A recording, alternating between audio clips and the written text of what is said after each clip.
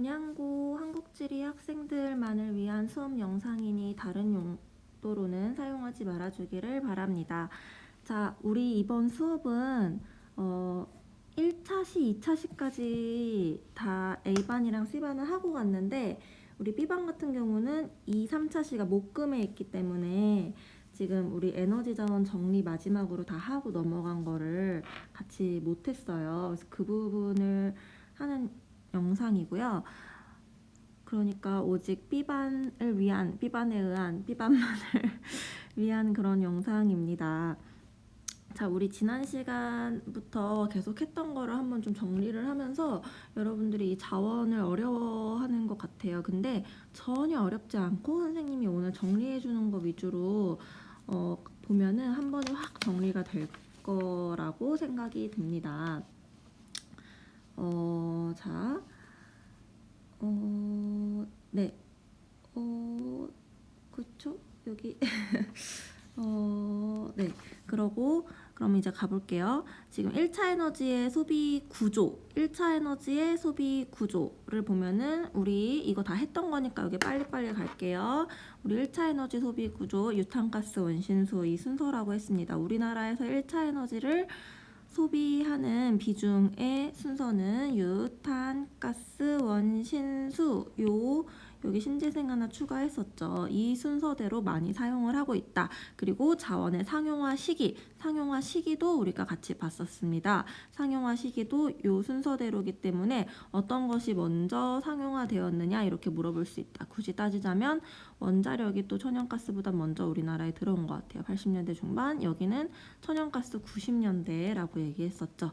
자, 그럼 석유부터 하나씩 보면 유탄가스 원신수니까 이제 석유, 석탄부터 먼저 보겠습니다. 우리 이 1차 에너지 자원의 특징을 볼 땐 어디서 생산되느냐, 그리고 어디서 소비, 다른 말로 하면 소비하는 만큼 공급이 그 지역에 되는 거기 때문에 어디서 공급되느냐 중심으로 보자고 했습니다. 그래서 여러분 수능 특강 자료 나눠줬던 것이 굉장히 중요하죠.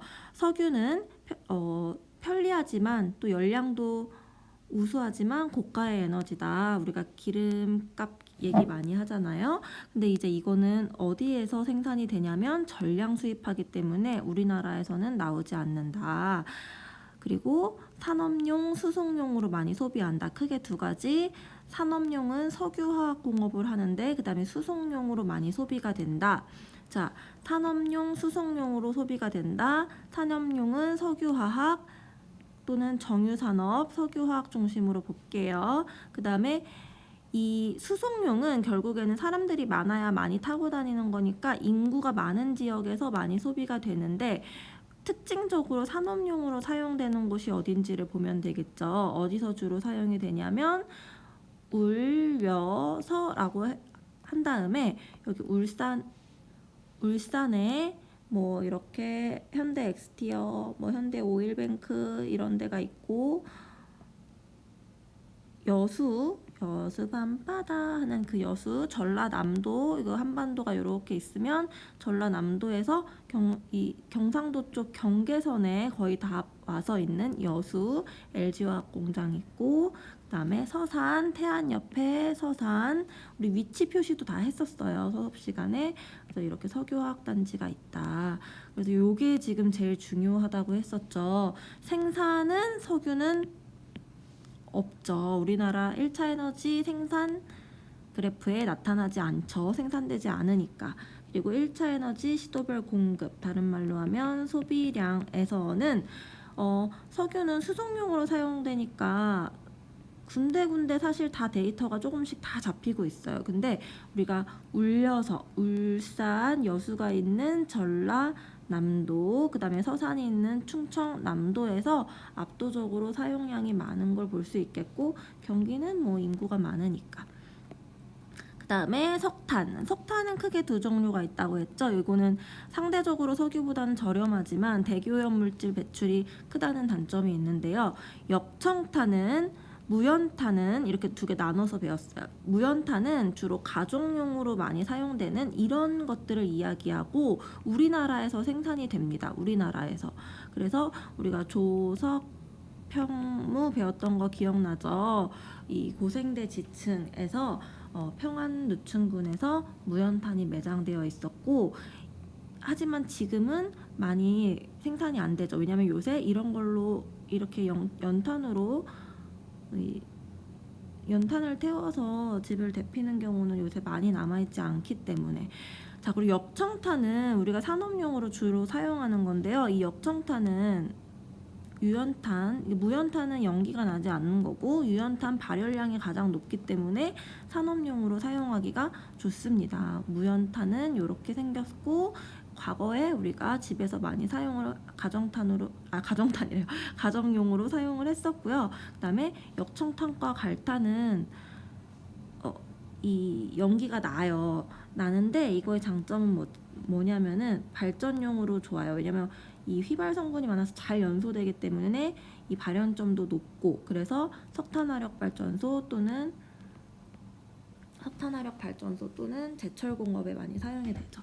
역청탄이라고 부르는 이유는 이걸 가공할 때 끈끈한 물질을 역청, 아스팔트가 나와서 그렇다고 합니다. 뭐 이렇게 고기 구워 먹을 때 쓰는 건 아니고, 주로 어디서 사용을 하냐면 철광석을 녹일 때 사용한다고 했었죠. 그래서 제철공업 이렇게 철광석을 녹일 때 유연탄을 사용하기 때문에, 역청탄을 사용하기 때문에 우리는 또 제철공업의 위치를 봤었습니다. 공업의 위치까지 이번 시간에 하기 때문에 다다음 단원까지 어떻게 보면 미리 다 하는 거예요. 제철공업의 위치, 포항, 경상북도에서 거의 끝자락에 경주 바로 위에 있네요. 그 포항 같은 경우는 또 위치를 우리가 이렇게 잘 알 수가 이렇게 뾰족 튀어나온 데 있기 때문에 포항, 그 다음 광양이야말로 정말 경남 이렇게 끝자락에, 이 경남과 영남 이 경계에서 전라남도에 걸려 있고요. 그 다음에 당진은 아까 봤던 서산 옆에 있습니다. 그래서 여기도 경북, 전남, 충남에서 제철공업, 포항제철 포스코, 광양제철 포스코, 당진제철 현대스틸 있거든요.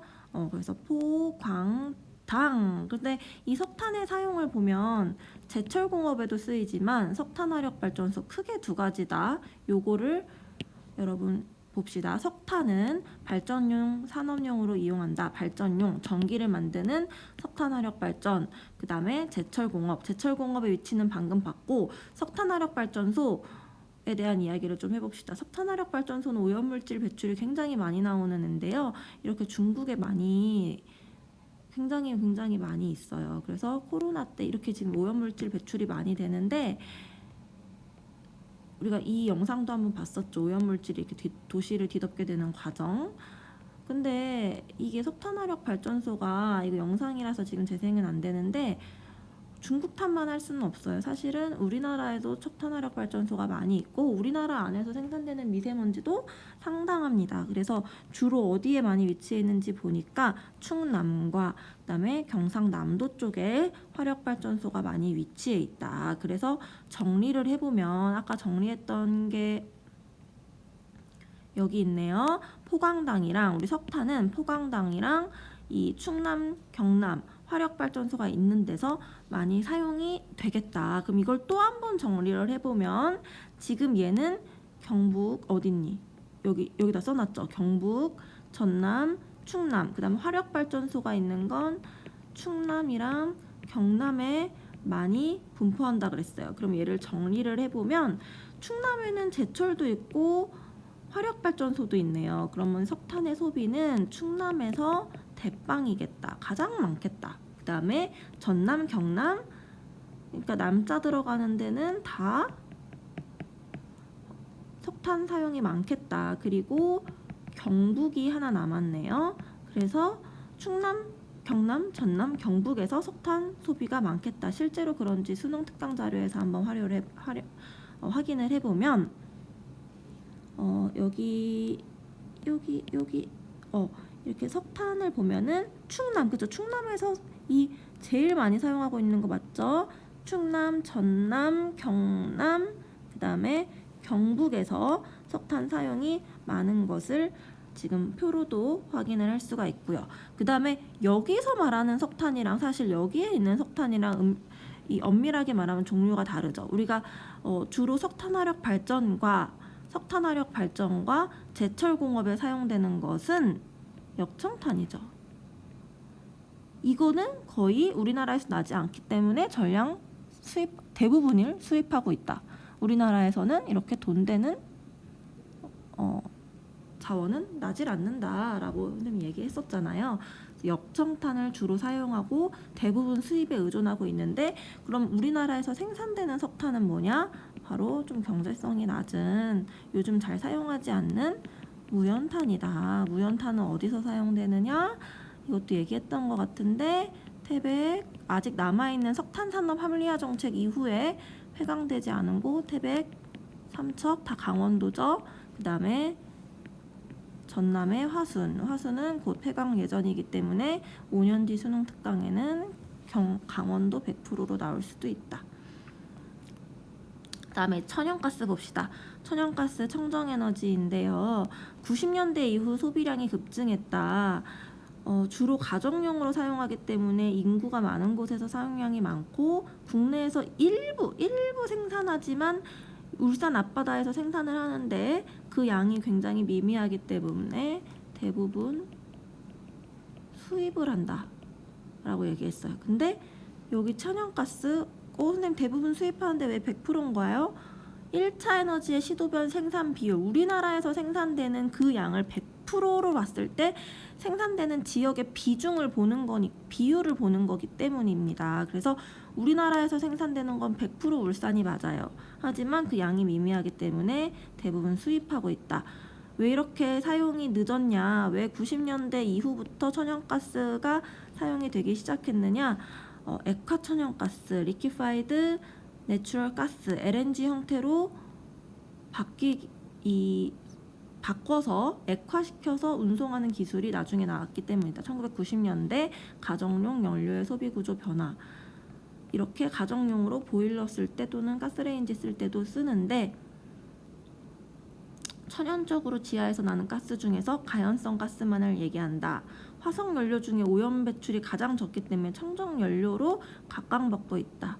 이건 좀 플러스 알파로 하는 얘기인데요. 오염물질 배출이 없기 때문에 청정연료는 맞지만 탄소 배출이 안 된다고 얘기할 수 없기 때문에 또 그 부분도 한번 생각해 봐야 되겠어요. 정말 청정연료인지. 네, 자, 그래서 리퀴파이드 내추럴 가스, 액화천연가스, 그래서 이 마이너스 162도로 내려가면 부피도 굉장히 줄고 이렇게 액화하기 때문에 멀리까지 수송이 가능해지면서 우리가 상용화하기 시작했다. 우리 경제는 질이라는 책에 이런 얘기가 있습니다. 미국과 러시아가 이 천연가스 생산의 큰 양대 산맥인데요. 기체 상태의 천연가스와 비교하면 액화 천연가스는 부피가 약 600분의 1까지 이렇게까지 줄기 때문에 한 번에 대량 운반이 가능하게 됐다. 그래서 사용이 많이 됐는데, 사실은 이 천연가스는 PNG랑 LNG로 나눌 수가 있어요. PNG는 파이프라인 가스예요. 파이프라인으로 이 천연가스를 원래 운반을 합니다. 그래서 이 주요 생산국인 러시아와 미국에서는 파이프라인으로 이렇게 운송을 해요. 그래서 유럽까지도 러시아에서 파이프라인으로 이동을 할 수가 있겠죠. 육지로 연결되어 있기 때문에. 물론 군데군데 좀 분쟁 지역이 있다면 그 파이프라인이 지나가는 것 가지고도 사실은 국제 분쟁의 요소가 되기도 하고, 막 파이프를 잠근다 이런 얘기도 있는데요. 그건 세계지리 때 보고요. 우리나라처럼 이렇게 바다와 접해 있고 멀리 있고 또 북한 때문에 파이프라인으로 우리는 올 수가 없겠죠. 그래서 이런 경우에는 LNG 이렇게 액화해서 LNG 수송선을 타고 수입을 하게 됩니다. 그래서 러시아에서는 이게 다 파이프라인 지금 이라는 거, 파이프라인이 어떻게까지 뻗어 있는지를 한번 보여드리는 거고요. 그래서 유럽에서는 사실 이 러시아의 가스 공급이 굉장히 중요하다. 천연가스의 생산은 인구에 비례하기 때문에 경기랑 서울, 인천 이런 데서 사용이 많이 있다. 원자력은 수력과 신재생은 여러분 한번 읽어보면 되고요. 이거 뒤에서 또 보니까요. 근데 여러분 이 원자력 같은 경우는 너무 문제 풀 때 우리가 좋은 게 원자력 같은 경우는 다른 데에서 아예 이 데이터가 잡히질 않아. 무조건 원자력은 거의 전기를 만드는데 발전하는 데만 쓰이기 때문에 이 네 개의 위치를 봐주면 됩니다. 여러분 근데 여기서 좀 주의할 게 뭐냐면 원료는 100% 수입이 맞아요. 원료인 우라늄은 100% 수입이 맞는데 우라늄을 핵분열시켜서 그 에너지를 수입하는 게 아니라 원료를 가지고 와서 우리나라에 도착을 해서 원자력을 만드는 거죠. 핵분열을 우리나라 안에서 하죠. 그럼 그때 원자력이 핵분열을 하면서 생산이 되죠. 주로 다 어디서 생산이 된다? 우리나라 원자력을 뭐 다른 용도로 쓰는 게 아니라 전기를 만드는 데 쓴다. 그러면 이 원자력이라고 하는 것은 우리나라 원자력 발전소에서 생산이 되기 때문에 100% 국내 생산이라고 얘기를 하는 거고, 소비도 그 자리에서 바로 전기를 생산하는 데 소비가 되죠. 자, 수력과 원자력은 거의 다 소비가 발전소에서 이루어집니다. 전기를 만드는 데서 이루어집니다. 그리고 그래서 생산, 이 핵분열하는 힘 자체도 원자력 발전소에서 되지만 소비도 그렇게 돼요. 그래서 이 경상북도 안에 있는 울진, 경주, 그다음 부산, 경상남도의 맨 위에 있는 영광, 이 네 군데서 되는 거예요. 그러니까 여기서도 원자력 생산을 보면 부산, 그 다음에 경북은 두 군데니까 발전소가 많겠죠. 어디? 울진과 경주. 그 다음에 전라남도 영광. 네 군데밖에 있을 수가 없지. 물론 울산이 조금 잡히네요. 근데 여기도 보세요. 전남, 경북의 두 군데, 울진, 경주, 그 다음에 부산. 딱 요렇게만 있잖아요. 그러니까 요게 문제 풀 때 아주 큰 힌트가 될 거고, 원자력 발전소의 안전성에 대한 것은 선생님 강의할 내용이 아니라 이건 여러분들이 좀 조사를 하면서 같이 판단을 해봐야 될 것 같아요. 이거 정치권에서도 원자력 발전소 뭐 줄이자 또는 뭐 이상 없다 이렇게 여러 가지 주장이 있으니까 한번 보시고, 우리 지난 시간에 영상 봤던 이 영상에서 뭐 이런 내용이 나왔었죠. 과연 지진의 안전한가?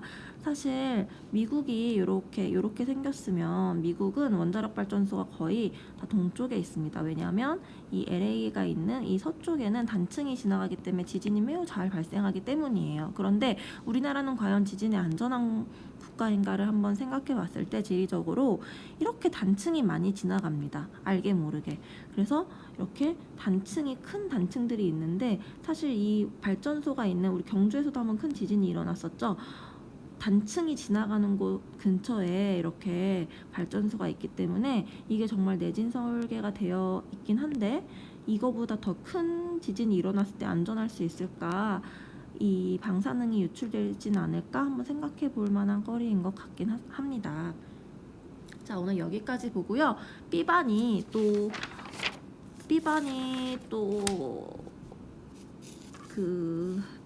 못 본 부분이 있죠. 87페이지 한번 넘어가 보겠습니다. 87페이지.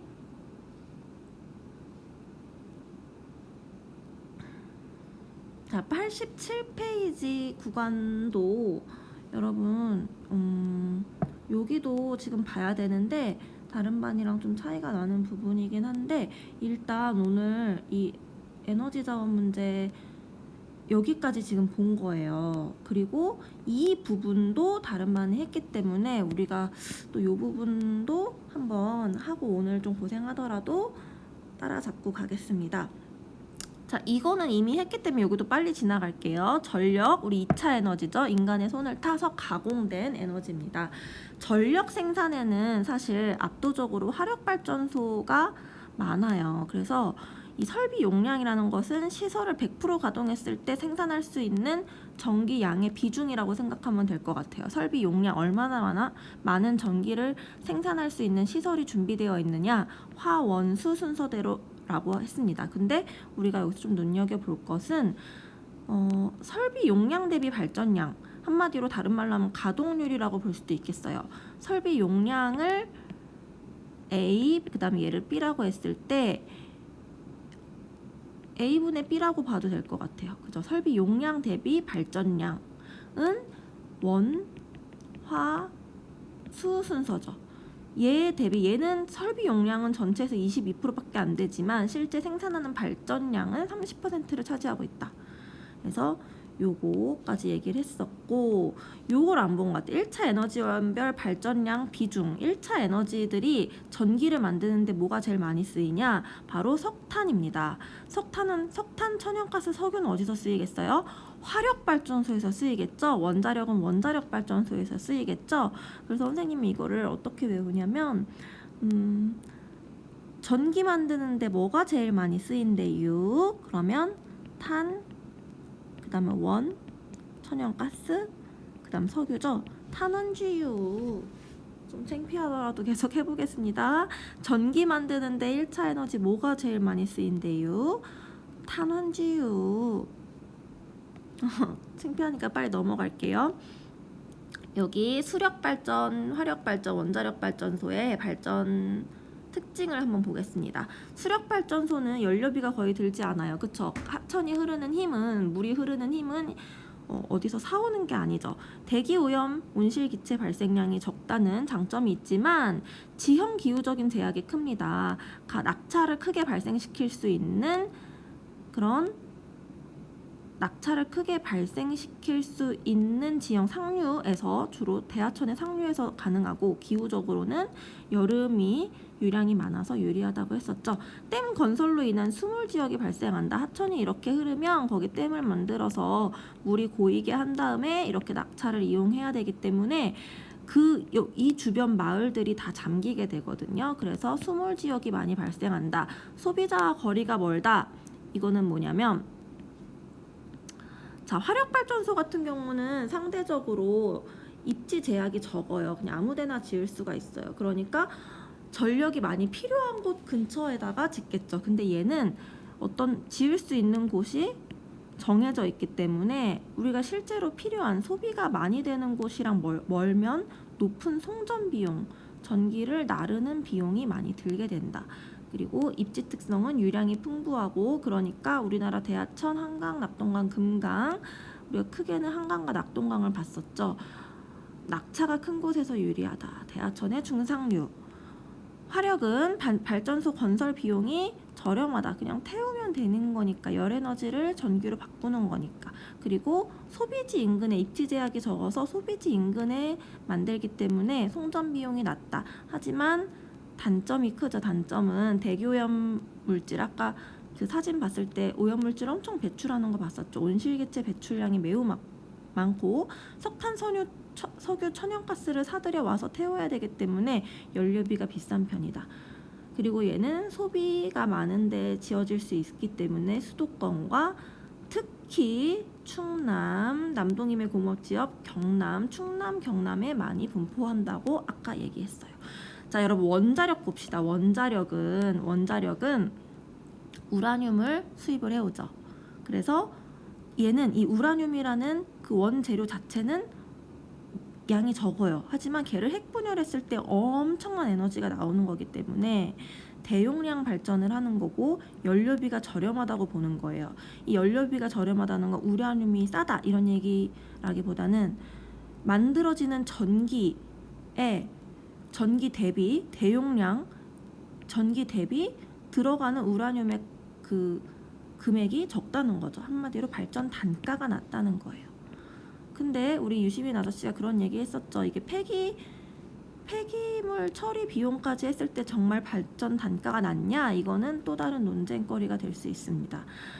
하지만 얘는 건설 비용이 비쌉니다. 굉장히 두껍게 지어요. 이 방사능이 유출되면 안 되기 때문에 많은 기술이 투입이 되고 굉장히 복잡하게 지어지기도 하고, 또 이 방사능 폐기물을 저장하는 곳, 선생님이 여기 답사를 가봤었는데 시멘트로 7겹을 거의 싸서 지하에다가 폐기물 저장하는 장소도 만들어야 되고, 또 막 냉각용수로 냉각도 시켜야 되고, 여러 가지 복잡하게 지어지기 때문에 건설비가 비싸고, 또 방사능 누출, 폐기물 처리 문제가 있다. 그리고 집안이 견고해야 된다고 했는데 아까 단층 지나가는 거 한번 생각해 보시고요. 그다음에 하지만 그래도 우리가 원자력 발전소는 너무 나쁘게만 볼 수가 없는 부분도 있는 게 이 사실 7, 80년대 우리가 산업화 시기에 한창 전기가 많이 필요할 때 우리나라의 경제 성장을 많이 뒷받침해 주기도 한 긍정적인 부분이 있습니다. 냉각 용수가 필요합니다. 핵분열 시에 그 뜨거워진 온도를 냉각 용수, 그래서 일정 온도 이상 올라가지 않도록 하기 위해서 냉각 용수가 필요하기 때문에 우리가 봤던 울진, 경주, 부산, 영덕이 다 해안가에 위치해 있었어요. 근데 이게 또 단점으로 어떻게 가냐면 해안가에 있는 물을 활용해서 냉각 용수를 활용하면 냉각 용수를 활용한 물은 따뜻해져 있겠죠. 그래서 그 온배수를 다시 바다에 흘려보내면 해양 생태계가 교란이 되겠죠. 해수 온도가 바뀌기 때문에. 이 영상 알쓸신잡 영상 봤습니다. 이거는 어제 영상에 올라가 있는 부분이죠. 그래서 여러분 B반 오늘 수업하느라고 많이 고생하셨고요. 최대한 빨리 진도로 나가봤습니다. 하지만 오늘 정리하는 부분이고 새로 배운 부분은 사실 발전소 부분밖에 없는데 그렇게 이해하기 어렵지는 않았을 거예요. 우리 다음 시간부터는 ABC반 진도를 맞춰서 농업으로 가보겠습니다. 여러분 수고했습니다.